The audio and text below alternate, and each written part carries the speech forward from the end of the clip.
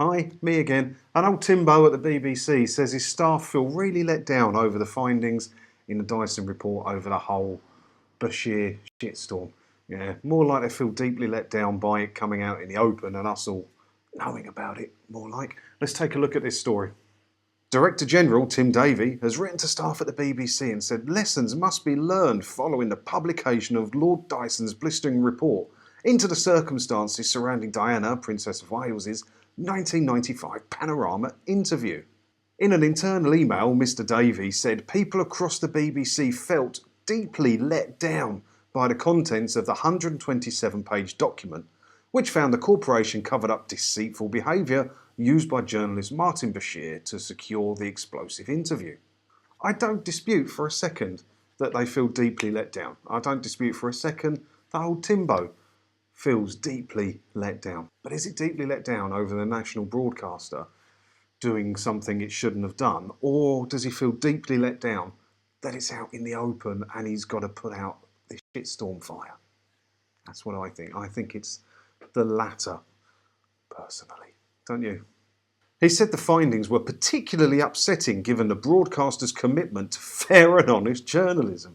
Now, I've done a few stories in the last week where they've had a similar sentence and I still can't read it with a straight face. You try. Try reading that with a straight face. He said the findings were particularly upsetting given the broadcaster's commitment to fair and honest journalism. I can't do it. I am not capable of reading that with a straight face. Mr Davie added to staff, personally I am deeply proud of the BBC that I run today, as I know you all are. We should all take pride in continuing to work for the world's leading public service broadcaster. Is that a badge of honour now? The world's leading public service broadcaster. Not the world's leading broadcaster. They got no hope in hell of achieving that. But the world's leading public service broadcaster. There's not that much competition. Right now, the best way to build and preserve our reputation is to keep delivering outstanding work across the organisation, earning the trust of audiences. Thanks to all of you for continuing to achieve this as we go through this demanding period. We have much to reflect on. I know that we now have significantly stronger processes and governance in place to ensure that an event like this doesn't happen again. However, we must also learn lessons and keep improving. During a visit to Portsmouth on Friday, Prime Minister Boris Johnson said he was obviously concerned by the inquiry's findings, adding, "I can only imagine the feelings of the royal family and I hope very much that the BBC will be taking every possible step to make sure nothing like this ever happens again." So, last sentence there again. I very much hope that the BBC will be taking every possible step to make sure nothing like this ever happens again. Now, do you think old Doris means the actual situation happening again, where they faked the staff and they lied and they cheated to get what they wanted? Or do you think he means hope nothing like this ever happens again, where it's come out in the public so we all know about it? I think he means the latter. I think he doesn't care that they did it. I don't think anybody up there cares that they did it, as long as the BBC say favourable things about them. Just keep whatever you've done behind closed doors. And that was how certain 70s entertainers managed to survive in that corporation quite as long, wasn't it? Because just keep it behind closed doors as long as we can't see it. That's how the BBC work.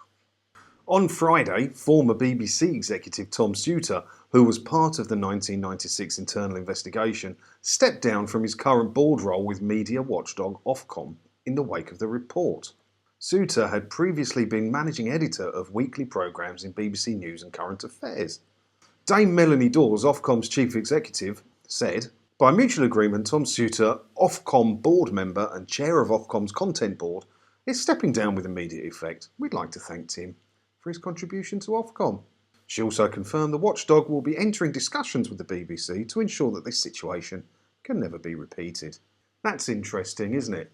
I thought they'd just chuck that on the end there, because no one ever reads to the end of news articles, do they? They've chucked that on the end there, that a bloke who now works for Ofcom was part of an internal investigation with the BBC, and all of a sudden he's just decided to step down from his cushy little job at Ofcom.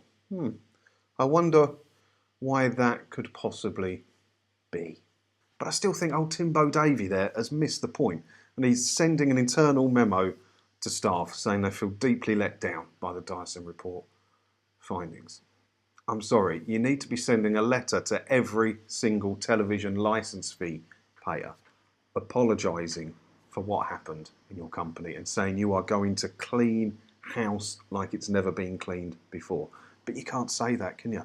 Because it's all too cushy, and we know how internally the BBC and that works. So you're just going to pay enough lip service, Tim. This is how I see it anyway. I think Tim will pay enough lip service for this until it sort of disappears when a bigger news story comes along in a few weeks or a month or whatever. And then, in 6 months, this will all be done. No one will be talking about it.